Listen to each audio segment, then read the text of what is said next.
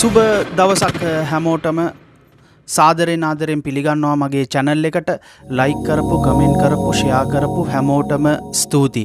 ඔය කට්ටියගේ හැම message එකක්ම හැම comment එකක්ම කියවලා මම නිසි පිළිතුරු ලබා දීලා තියෙනවා. සමහර comments සමහර message මම hold කරලා තියෙනවා.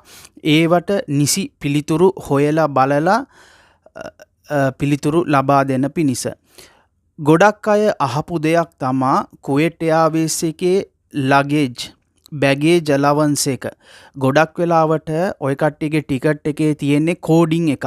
ඒ කෝඩ් එක මම එකින් එක පැහැදිලි කරලා දෙන්නම්.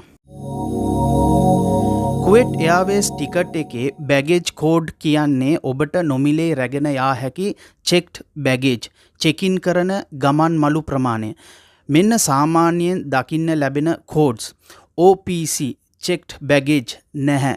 hand baggage ඒ කියන්නේ cabin baggage විතරයි. 1PC කියලා තියෙනවා.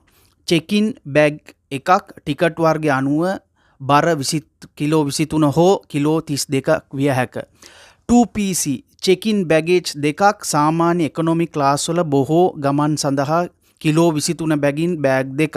3PC check-in bags තුනක් සාමාන්‍ය first class හෝ royal class සඳහා.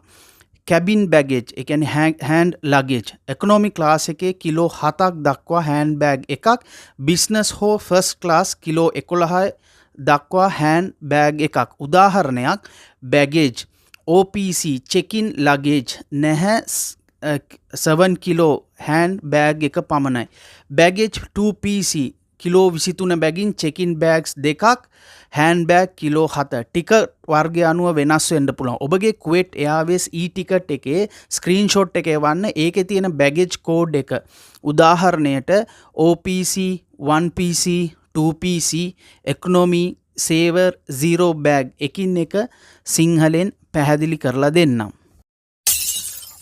ඔය කට්ටියට එයාපෝට් එක තියෙන මොනවා හරි ගැටලුවක් හෝ ප්‍රශ්නයක් තියෙනවා නම් කමෙන්ට් කරන්න මැසේජ් කරන්න. මම ඒවා බලලා මම නිසි පිළිතුරු ලබා දෙන්නම්.